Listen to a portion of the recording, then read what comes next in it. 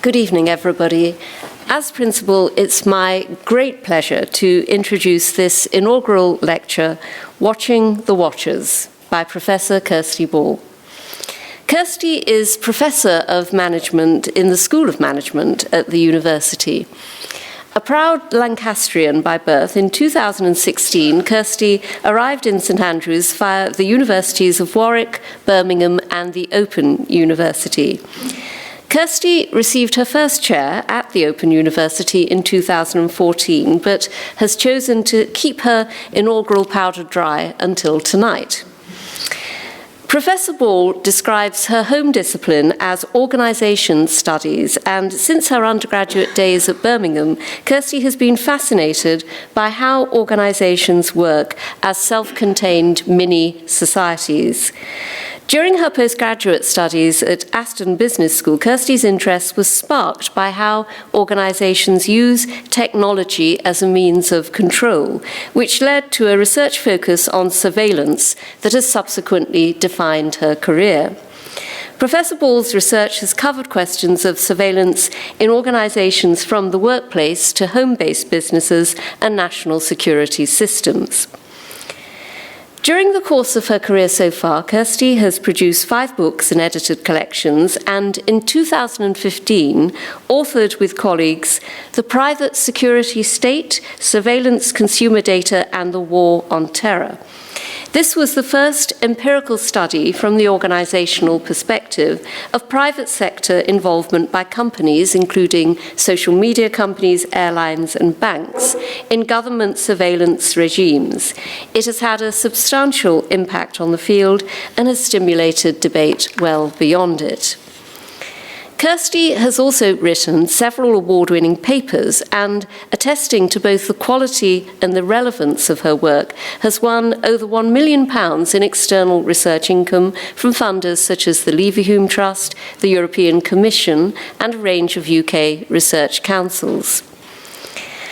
As well as being fascinated by organisations, Professor Ball has a passion for setting them up.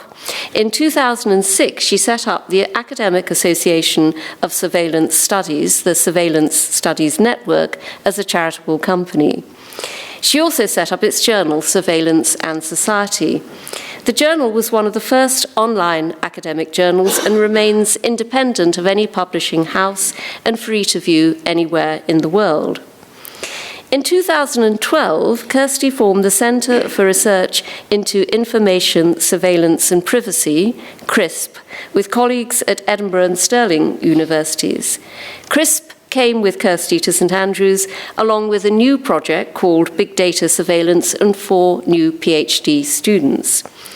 Of her move to St Andrews, Kirstie reflects that what she finds most exciting is the range of new colleagues she now has to talk with about surveillance. Alongside her scholarly work, Professor Ball consults with regulators and engages with the public on the topic of the surveillance society. The consultancy work she produced for the UK's Information Commissioner on the Surveillance Society in 2006 has been translated into 4 languages and prompted 2 parliamentary inquiries into the topic. Her relationship with the Information Commissioner continues to the present day, and Elizabeth Denham, the current incumbent, delivered the CRISP annual lecture last year. CRISP also hosts the Scottish Privacy Forum in conjunction with the Scottish Information Commissioner's Office. Some of Kirstie's media highlights include acting as academic consultant to a television series with BBC Two called Virtual Revolution. The series was awarded a BAFTA and an Emmy in 2010. This January, she was invited to appear on Radio 4's Thinking Aloud in an episode dedicated to surveillance to discuss her latest book, Surveillance and Democracy in Europe. The ideas in that book and other recent work will feature in what Kirstie will talk about this evening in her inaugural lecture. So we are fortunate indeed to have one of the UK's most thoughtful and engaged researchers on the Surveillance Society at St Andrews and with us tonight. After the lecture, a vote of thanks will be given by the Dean of Arts. You're then all warmly invited to a drinks reception in Lower College Hall. So now I ask you to join with me in welcoming Professor Kirstie Ball to give her inaugural lecture, Watching the Watchers.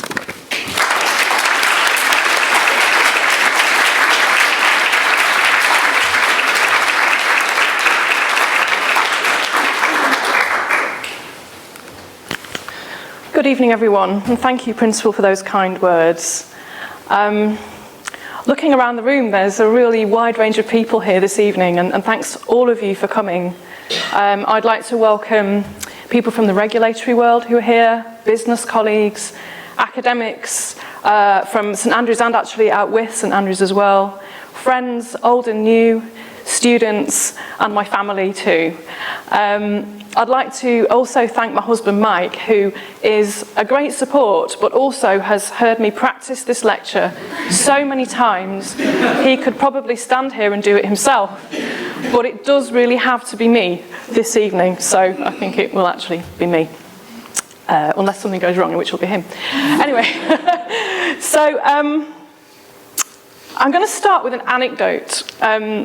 When I moved to St Andrews in 2016, the principal mentioned I'm a proud Lancastrian. I'm from a very down-to-earth background, and the prospect of working at St Andrews was really quite daunting. I felt a bit like a fish out of water. And about 2 weeks after I started, my parents came to visit me on the occasion of my mum's birthday, and we thought, we'll go to the Old Course Hotel for some afternoon tea, and it was very nice indeed. But while I was there, I encountered a person that's become very important to me, and particularly in terms of my settling into St Andrews. And I'm going to show you a picture of him. Oh, hello. Oh, maybe not going to. Oh, yes, there we go. That's him. Now, you won't be forgiven if you didn't know who this guy is, and feminist colleagues in the audience might be going, oh, God, it's another dead white guy. But it's not any dead white guy. Here's another picture of him doing his thing. Here he is, hitting a golf ball. Any clues as to who it is? You want to guess? My dad's not allowed to guess. No? J.H. Taylor? No, it's not J.H. Taylor, but you got the right era. It's John Ball.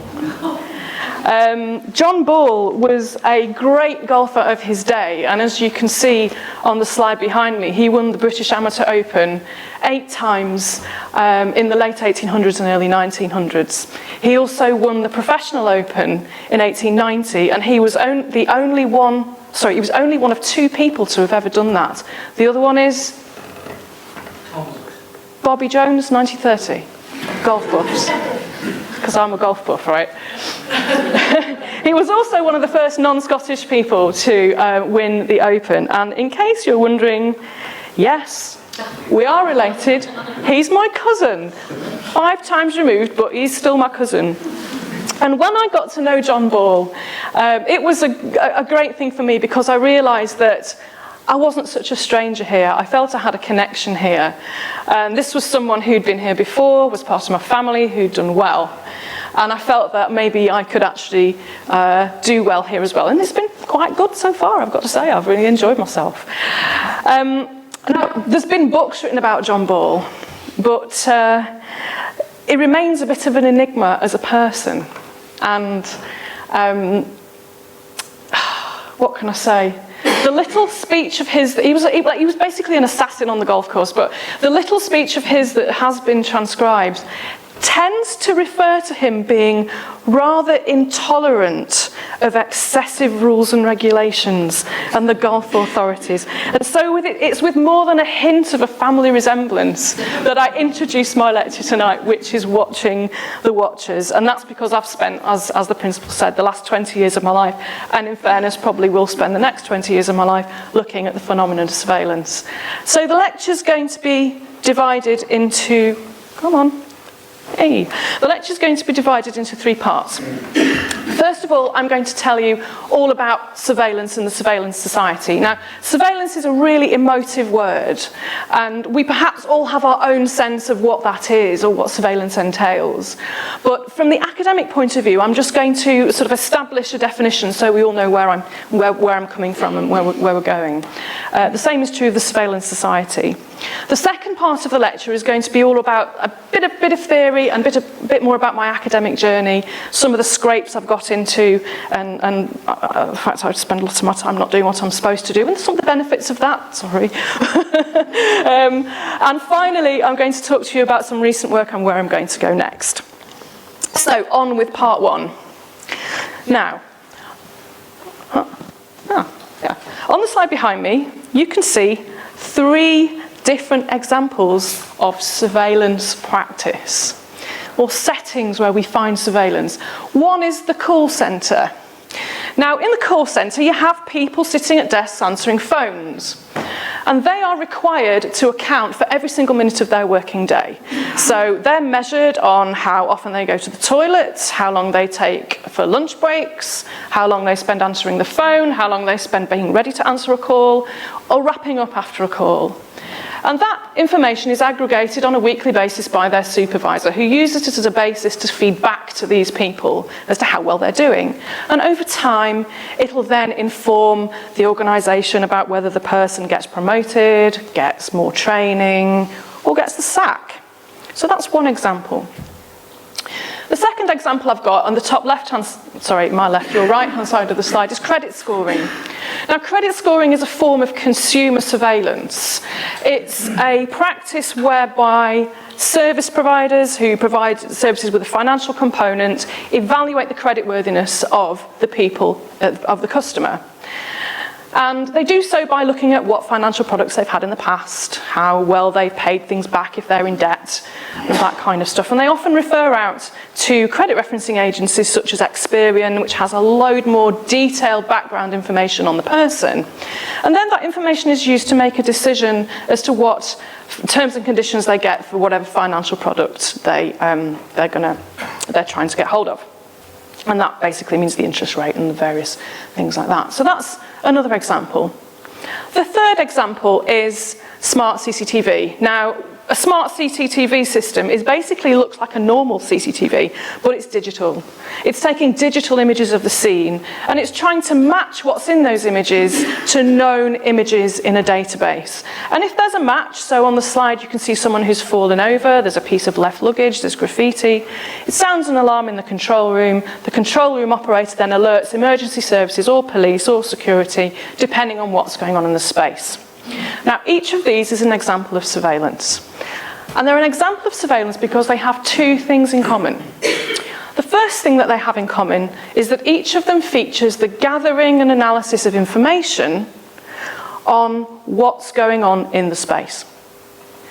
And the second thing they feature is a decision about what to do with the people in the space given the information that's been collected about them. And that's how we define surveillance academically.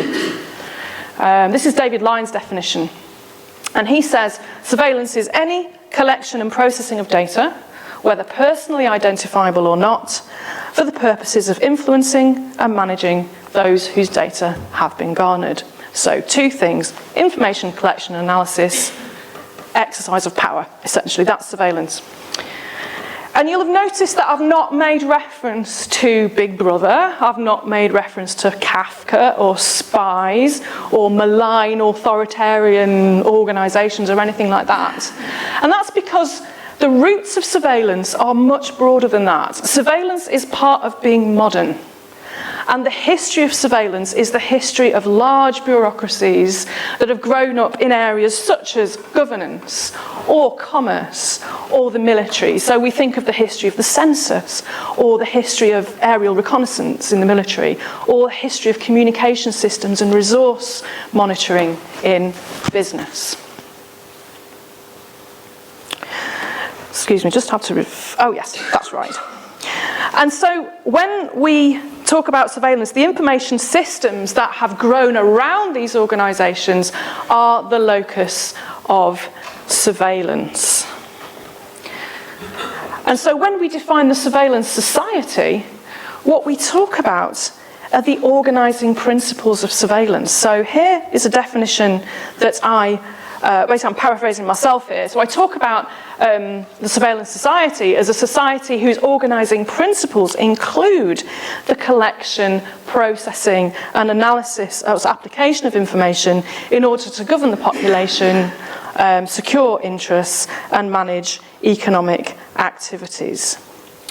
Now there's a tension at the heart of the surveillance society, and it's this. It's the fact that the organisations who use the means of surveillance to get things done sometimes are perhaps less enamoured with the responsibilities that come with the mass information processing that is endemic to surveillance. And those responsibilities stem from the fact that rights arise in mass information processing, so data protection rights, freedom of information rights, freedom of speech, right to private and family life, allied issues such as autonomy and dignity.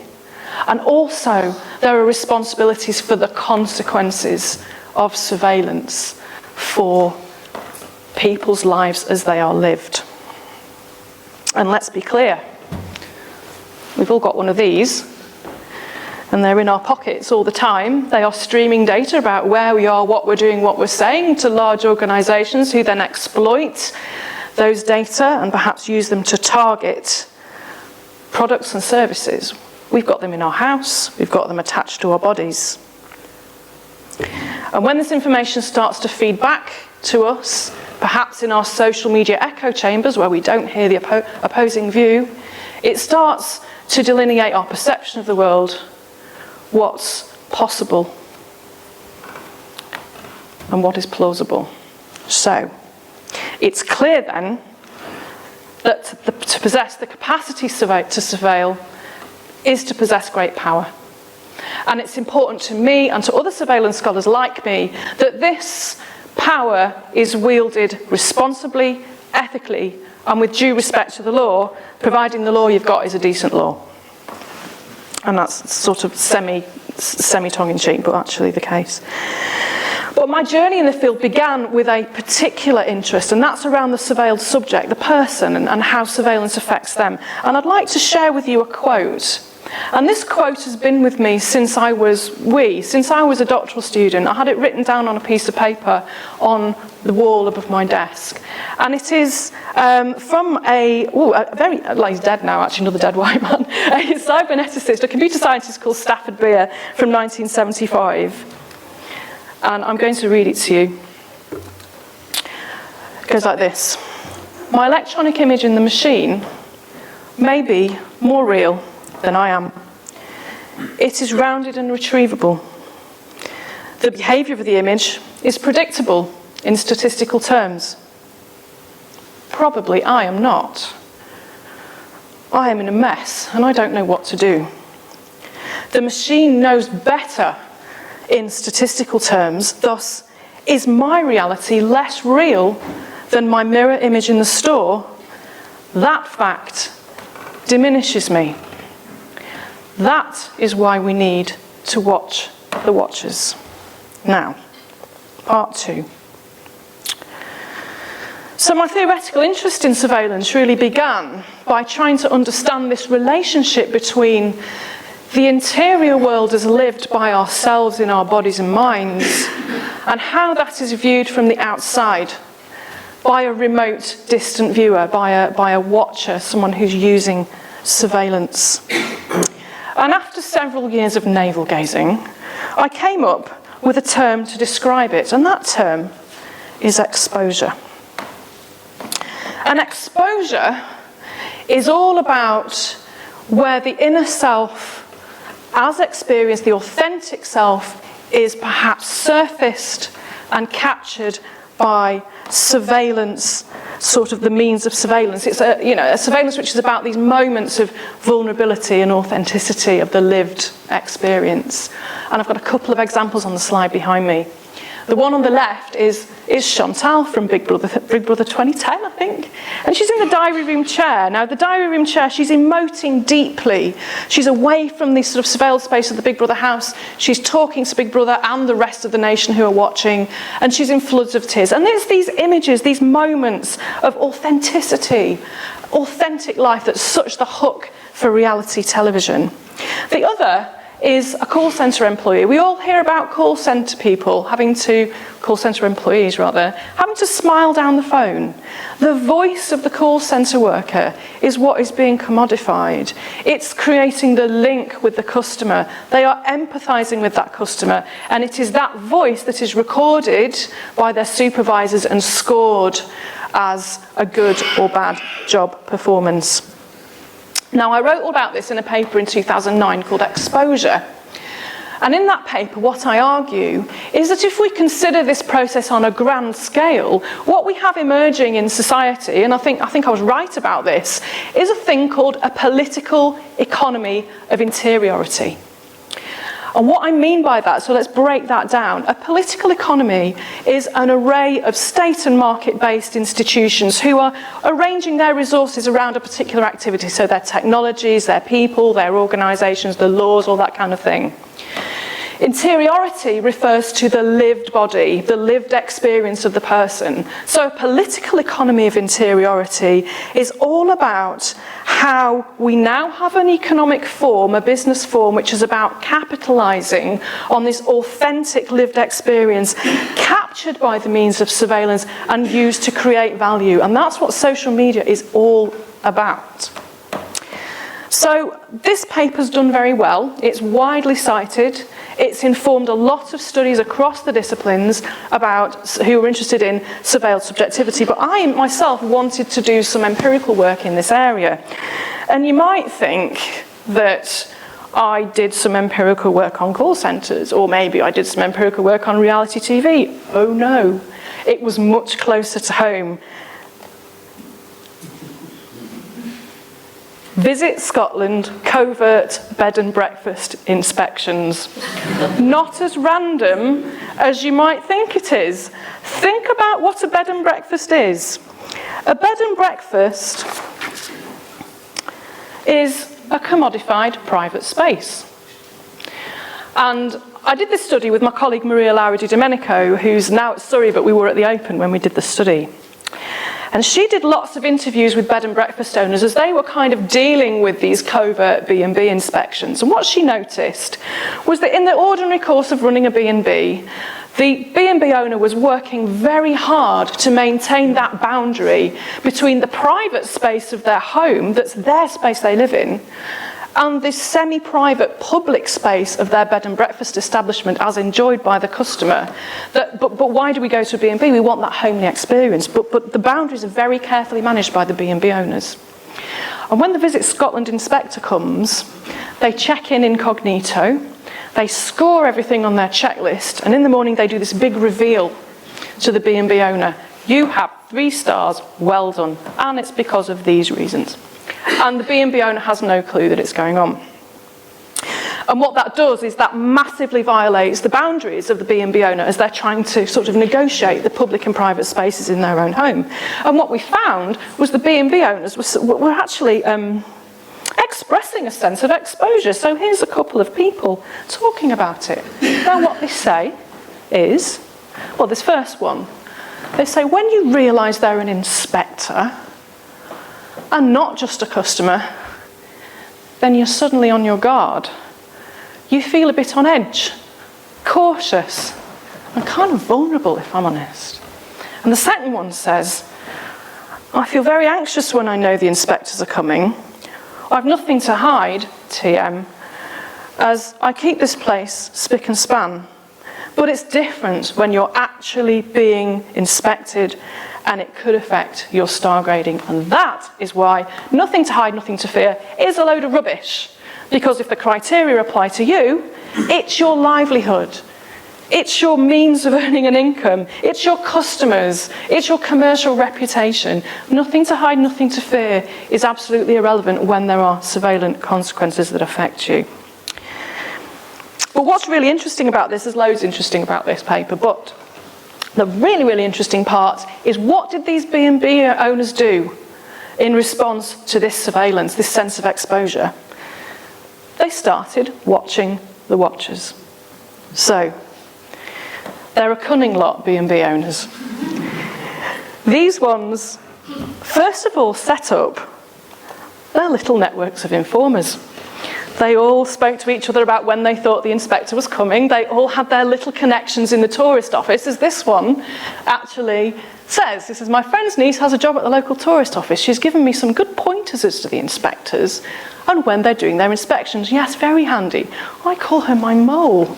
But even more impressive, the next thing they did was club together and have these little SWAT teams going to stay in different towns to double check the criteria to see if they were actually being applied fairly. It's a serious point. This is distributive and procedural justice here. It's ethics. But it's also quite funny. What this is, we went to the tourist office and I got the tourist brochure and picked some places out of there. We booked into a 3-star in Fort William and it was lovely. I mean, the tourist board had graded them 3-star. There were no cotton wool buds and no shampoo. I have packets of 3 biscuits for each person in the room. There was only a packet between the 2 of us. Oh my goodness me. But this is an example of people trying to take back control over the surveillance that they're subject to and actually starting to participate in that surveillance. And participation is a theme I'm actually going to pick up much later in the lecture as well.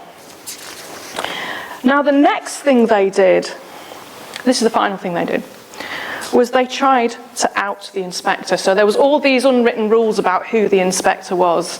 It's usually a woman midweek, apparently, on her own. So this one says, you tend to be suspicious of single women because you think it's the tourist board. Because I found them to be always women. Every year they come to stay the night and don't let on, but usually it's a woman. You do keep your eyes peeled, particularly if you know you're due an inspection. And of course, the tourist board knew exactly what they were up to. So there was this really funny game of cat and mouse between the tourist board and the B&B inspectors. And one of their strategies was to put a married couple in at the weekend, basically. And so anyway, but this paper did really well. It was fueled by my foundational theory, and it actually got selected as one of the top 8 papers ever published in the journal organisation on the topic of power and control in organisations. And Maria and I still work together, but I now want to tell you about a separate area of my work, which involves watching the watchers at scale. But one of the things we need to do before we do that is actually find people to work with and find funds to work with. And at this point in the lecture, there's someone very important I want to thank. They're not here, but I've already mentioned him. It's my colleague David Lyon, with whom I've done many collaborations over the years and many large international projects. And I've been given lots of opportunities to produce scholarly works, to do exciting research and to network, thanks to David. So I know this is going to go online, so hopefully he will see that. But research lesson number 1, usually when you start out your work, as I did in the 1990s, you don't have anyone to talk to.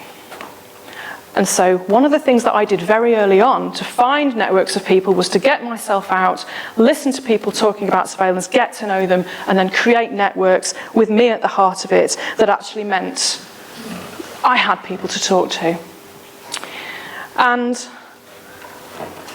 I was quite lucky in that this was the 1990s. And in the 1990s, there was a revolution going on in public services and policing, and that was the introduction of CCTV. And there were a number of what Martin Innes calls trigger crimes that accelerated the introduction of CCTV. One of those was the Bishopsgate bombing in 1996, but probably the one we all think about is the murder of James Bulger. And if you mention that name, the first thing that's going to come into your head is that grainy CCTV image, that haunting, chilling, horrible image of the child being led away. And I think that partly instantiates CCTV in the public consciousness, but also people involved in public spaces and management of those spaces went nuts for installing it. And they thought it was a silver bullet solution. They thought that it was going to solve urban crime, but all it was doing was moving crime elsewhere to where there was no CCTV. And there was also a lot of concern being expressed at the time by academics who were worried about what was happening in public space, what was happening to public space. CCTV was sort of entrenching who could do what in public space, and the control room studies indicate there was a lot of racism going on there. And in April 1997, the Radio 4 Today programme covered that and featured two academics, Clive Norris from Hull and Steve Graham from Newcastle, who were expressing concern about it. And of course, I sat bolt upright, went, oh my God, academics talking about surveillance, went straight to work, rang them up, because we rang people up in those days. And that was the start of everything for me. Clive was putting a seminar series together. He invited me to be part of it. I was a core member all the way through. And through that seminar series, I got to speak to loads of people from lots of disciplinary perspectives about surveillance. And this is research lesson number 2. Ensure that you can speak about your topic in different disciplinary languages. It really stands you in good stead for collaboration. But at the end of that seminar series, we wanted to create something lasting for the field, and that was the journal that the principal spoke about. Whoops, oh, goodness gracious, there we are, called Surveillance and Society, and here's the homepage. It's still free to everybody today to read. But with having a journal that was free to read for everybody, and also being one of the first e-journals ever made, there were a few scrapes that we got into that really made us think about what we were doing. The first of these was that the journal was hosted at Newcastle University, and Newcastle University thought they owned it. And then they tried to sell it to the CIA. Oh my goodness me, we really had to argue with them, but they didn't do it in the end. Something more serious though was that we published a paper about the Liquor Control Board of Ontario. If you've ever been to Ontario, you will know, maybe out of desperation and bad experience, that you can only buy alcohol through government-controlled shops in Ontario. It's called the LCBO.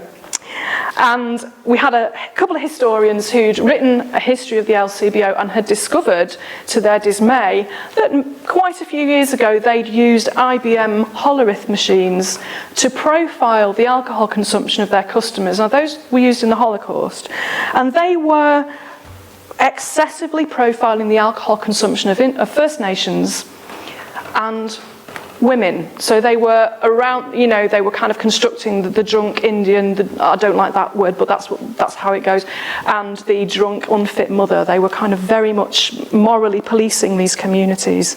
And when you've got a free journal that everyone can read, they read it and they took massive offence, and they tried to sue us and go to the press. And that was a scary moment. So what we did, they didn't in the end, we managed to placate them, but we set up Surveillance Studies Network to own the journal so it couldn't be sold, but also to limit our liability as directors. And to be perfectly honest, we weren't supposed to be doing any of that. It wasn't in our workload model. Our line managers didn't know. Nobody knew. We knew. But we did it because we felt it was the right thing to do. And we felt that it would have longevity for the field. But also what it did, the long-term benefits of that, was it cemented some really strong working relationships that continue to this day. And you'll notice I'll probably use the word we a lot rather than I. I was very much involved in this in a leadership capacity, but it was very much also a labour of love and a collective effort, and I do need to acknowledge that tonight. And so SSN was bumbling along, it was the membership association of the field, etc., etc. But the moment for us came when we produced this report on the Surveillance Society for the Information Commissioner. It was really big news, and you can tell it was 2006 by this ancient BBC website screenshot that I put on there. And of course, lots of people then wanted to know about the Surveillance Society, and this for us led to a great funding environment that we took advantage of, and then went to set up the Centre for Research into Information, Surveillance and Privacy, and that's with William, where are you? Are you here? Gives a wave. William, and where's Charles? There you are, Charles. All right. William and Charles from Edinburgh and Stirling, and latterly Pete Footy from the University of Essex. And at this point, I'd like to thank the School of Management for welcoming CRISP into the portfolio of the school, and for offering us support and allowing us to do our thing, and also how happy I am to meet lots of new friends, new surveillance friends in St Andrews, as well as lots of lovely new doctoral students. So that's Roger, George, Anuj and Janice, and I hope you're here somewhere. I can't really see, it's all a bit of a blur from where I'm standing, to be honest. And also Jeff, who was a postdoc, but he's now with us more permanently as well. So, I'm now going to move on to talk about some recent research. And it's at this point in the lecture that I want to make my serious point about how organisations who use surveillance as the means to get things done perhaps are less responsible than they should be about rights and consequences of surveillance. And here is where we start to consider the role of participation as a concept and as a set of practices in relation to the surveillance that's going on these days. And we're starting to hear more and more now about the consequences of surveillance for society, for democracy, for opportunity. And I have a couple of examples of controversies here on the slide that will illustrate my point. The top one is fake news. Now, the fake news scandal is entirely a surveillance scandal. What's happening in the fake news scandal is that Facebook users in real time have been targeted by electoral organisations with messages which are polarising, which are emotive, and which entrench those voters in a particular position. And of course, they are also untrue.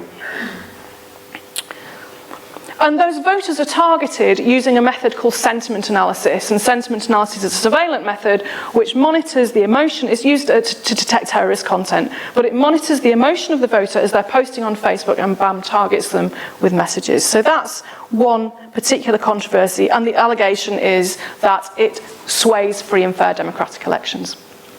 The second is to do with algorithmic biases, so biases in the outcomes of artificial intelligence. And the example I've got on the screen is from a couple of years ago, where it was found that Google's search algorithm seemed to be showing prestigious job adverts to users it thought to be male, rather than users it thought to be female. Now, I hate to point this out, but sex discrimination is against the law. But the problem we have here is that the surveillance is becoming so embedded into infrastructure, so invisible, that we don't notice it anymore. It is the means by which we communicate. It's the means by which we affect all sorts of things in our lives. I haven't gone off piece, I've just lost my place, sorry. Yes, right, so, right, I'm back on track now, so we rebooted. And of course the the questions that we ask after these scandals tends to infer participation. Look at the fake news inquiry. So we have things like, who's responsible? Who were they? How were they funded? What was their motive?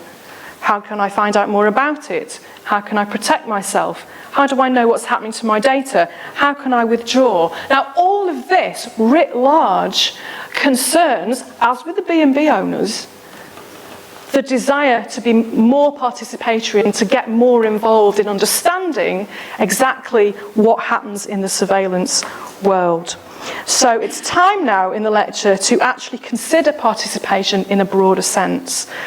Lately, I have been working on this, and I've been drawing on participatory theory, which is a branch of social science stemming from public admin, from political theory, from political science, and concerns deliberative policy making. Now, in this field, Again, we'll have our own idea about what participation might be, but participation is treated, as it is on the slide, as the idea. It underpins things like the opportunity to speak back, the opportunity to obtain redress in the face of wrongs, and the opportunity to shape choices, both in theory and in practice, to get a sense of who is shaping surveillance and what are they doing. And it's not a case of surveillance bad, participation good. When you read participatory theory, what you see is a ton of contingency. There's a wide range of techniques which are participatory. Voting's participatory. Citizen juries are participatory. Hackathons are participatory. Deliberative policymaking is participatory, but what makes it genuinely empowering, according to the participatory theorists, is three things. First of all, the openness of institutions to the idea of participation. Are they genuinely interested, or are they paying lip service? And if there's a legal basis for this, all the better. Secondly, they refer to the fact that there are participatory mechanisms, but it's important to match the participatory mechanism with the situation, the problem that you're going to solve. It needs to be appropriate. And the third thing they say is that the dynamics of the participatory space itself are important. Are citizens fully equipped to participate? Do they have the civic skills with which to do so? Do they have the social and cultural capital? Is the participatory space hijacked by, I don't know, policymakers with an agenda or experts with loud voices? So we have these three ideas from participatory theory to help us interrogate surveillance. And I thought it would be a good idea to interrogate surveillance using these ideas. So, we need to attend to questions of the openness of institutions responsible for surveillance. We need to attend to questions of whether there are appropriate participatory mechanisms in place which incorporate rights and address the consequences of surveillance, and whether citizens and consumers can make the most of them. And this was the central argument of the last book I did, and William and I co-authored this book. It's with Routledge in our book series, in the CRISP book series. And it says on the cover it's edited by us. It's not really an edited collection. It's more of a collaborative authorship endeavour. The book is the results of some work we did on an EU project called IRIS, Increasing Resilience in Surveillance Societies. And on that project, I managed the work of 14 researchers across 11 countries looking at surveillance controversies. So we were looking at different surveillance technologies. We were looking at ANPR, which is a law enforcement technology, using smart CCTV, which I explained earlier. We used credit scoring as a case, and I sort of explained the dynamics of that earlier. And we also used neighbourhood watch as a case, which is a case of peer-to-peer surveillance. And what we found was that what happened in those controversies across the cases, how they could be resolved, could be explained in terms of participatory theory. And so I'm going to show you one of the cases, and is credit scoring. Now, what's interesting about credit scoring is that it is done pretty much the same way across Europe. Same sort of data, same sorts of algorithms, same overarching regulatory framework, same organisations. So CRIF, Dun & Bradstreet, Experian, all of that.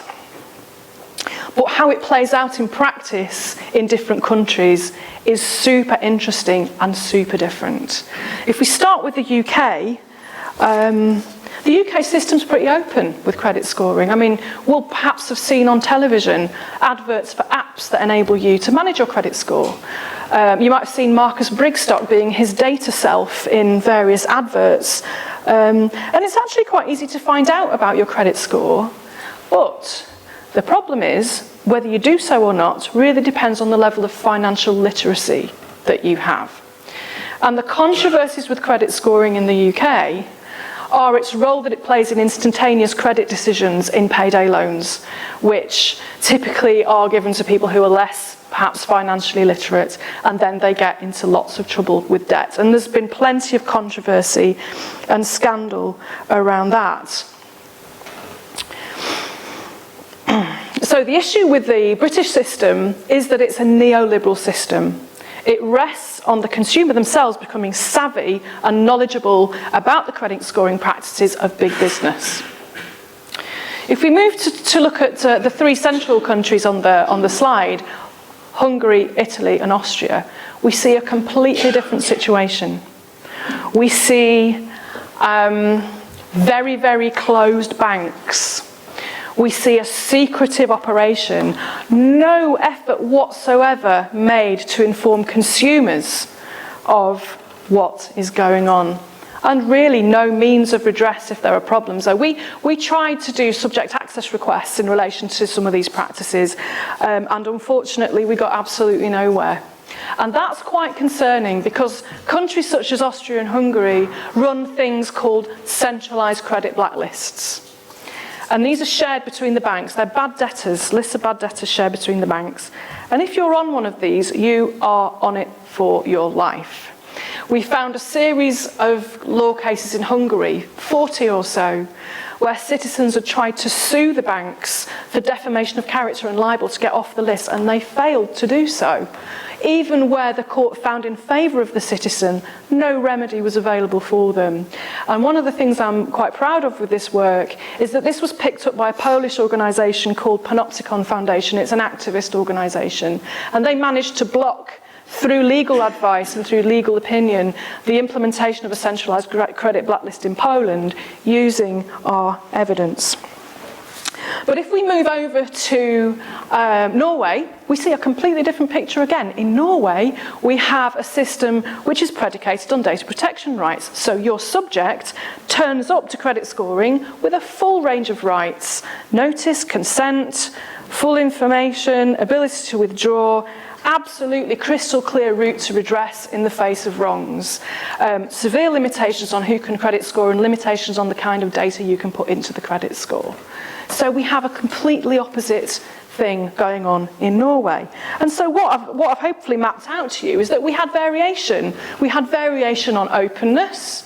We had variation on participatory mechanisms, with, the Norwegian system being super participatory, the Hungarian just like absolutely hopeless. And we also had variation in terms of financial citizens and financial consumers. We have variation in Norway, which sees the citizen as someone who is rights-bearing. The British citizen is the neoliberal one. And the other three, the citizen is a quiet, ignorant, unchallenging citizen. And you know what they say in research. This is research lesson 3. I want to walk, but I can't because of my clicker, sorry. Where there's variation,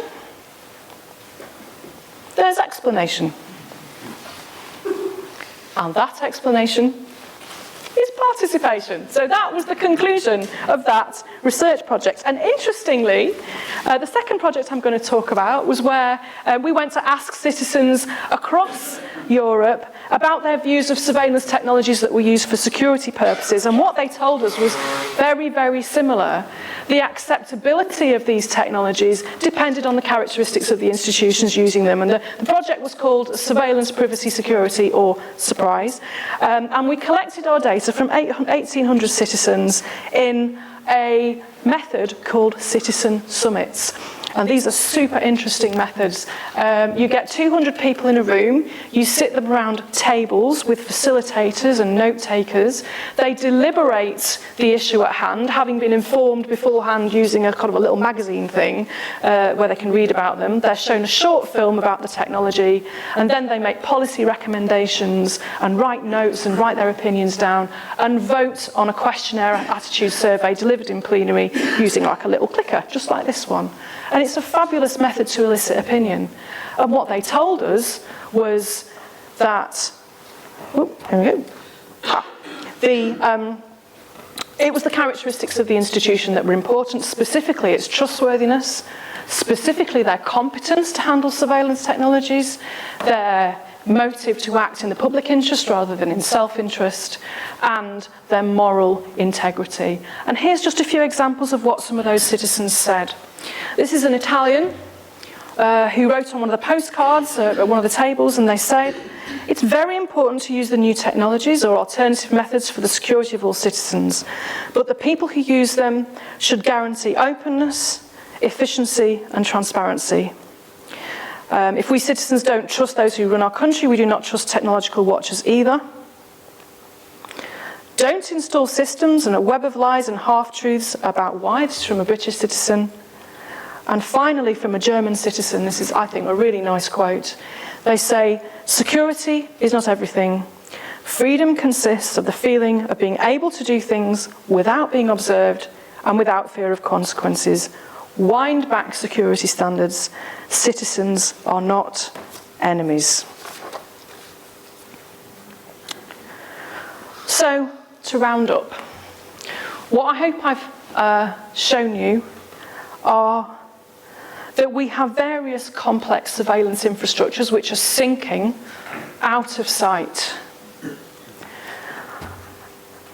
and that they're not always amenable to openness. We have curious citizens who want to get involved, and we also have an evolving set of regulations. I haven't really talked about regulation, but I would like to acknowledge the conclusions of the Digital Culture, Media and Sport Committee, who called for Select Committee Inquiry, who called for a compulsory code of ethics for the platforms, the social media platforms. I also want to acknowledge GDPR and the fact that it has bestowed us with many more rights, particularly subject access rights, the right of explanation and the right to be forgotten. But the problem is that in data protection legislation, it's still down to the individual to exercise those rights. The thing for me is over the next few years, I would like to see how these rights can be exercised to benefit different groups. How can subject access requests, for example, be mobilised or be automated so we can reclaim huge data sets for the common good, for community interests? And the two doctoral students, Anuj and Janice, are working on that kind of thing right now. So how can communities use these for their own ends rather than the surveillance industrial complex elites? And the aim for me is to reappropriate not only data, but decision-making, dignity, and autonomy as well. And until then, I'd like to leave you with a few questions to take away to ask of the watchers.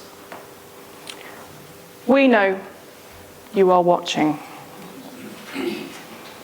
How open are you being about what you are doing? Are there mechanisms which support that openness? And are they effective? What's in it for you, for us, and society?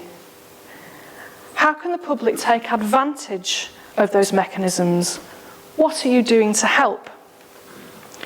And what are the consequences for you, us, and society if we can't? And is this consensually acceptable? So far from being that diminished individual envisaged by Stafford Beer, my hope is that we can start reclaiming data in our communities and start systematically watching back. Thank you.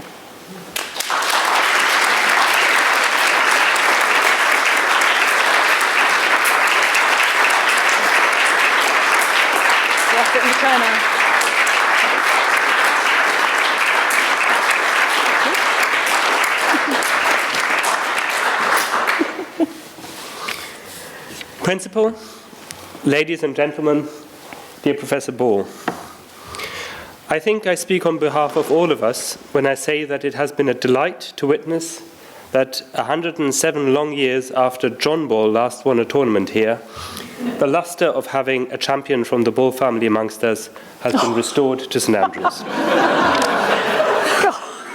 Many thanks, Kirstie, for introducing us to your work in such an engaging, lucid, and entertaining fashion, and for giving us so much to think about. I find myself spoilt for choice when it comes to picking out a theme for this short vote of thanks. I really appreciated your observations on how research thrives on rich collaborative networks, on an enterprising mindset, and on courage when confronted with the Liquor Control Board of Ontario. And as a father who is routinely out of his depth when called upon to say something sensible about his teenage son's use of Instagram, I was intrigued by your pithy phrase about the commodification of the lived experience extracted by surveillance being the business model of social media companies who own the means of surveillance. But what fascinated me the most was your comment that surveillance was part of being modern, that the experience of modernity involves watching and being watched, for better or worse. Modern bureaucracies, economies, cultures, and communications cannot operate other than within surveillance societies. By making clear that surveillance is not just a phenomenon associated with sinister forces, such as Big Brother, the Stasi, or the Tesco reward card scheme, you have reminded us that we cannot simply reject or wish away this aspect of being modern. We have to engage with it through participation and ask ourselves, as you put it, if we have the civic skills to participate in the appropriate fashion. Identifying the need for such skills, defining what they are, teaching ourselves and others to acquire and enhance them, and championing the courage needed to apply them, these are tasks for modern universities, and we are fortunate to have scholars like Kirstie to lead us in these endeavors. For it is clear that becoming aware of the power of modern surveillance and its potential for penetrating the protected spheres Kirstie talked about, like private and family life, is a frightening experience. This is reflected in a somewhat dark joke that made the rounds in Germany in 2013, after it emerged that for years US spy agencies had tapped thousands of German phone lines, including the phone of Chancellor Merkel. To smooth ruffled feathers, President Obama hurriedly paid a visit to Berlin and did his best to charm the crowds. During a walkabout, a boy was said to have told the president, "My dad says you know everything about us," to which Obama replied, "He's not actually your father."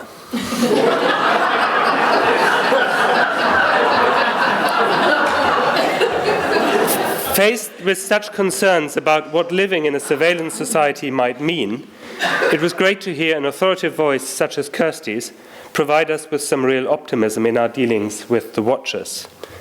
You said that we could enhance our communities by taking a more collective approach to data and by starting to watch back.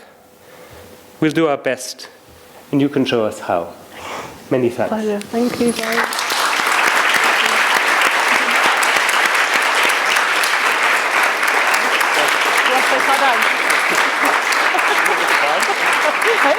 Do a little dance. Thanks.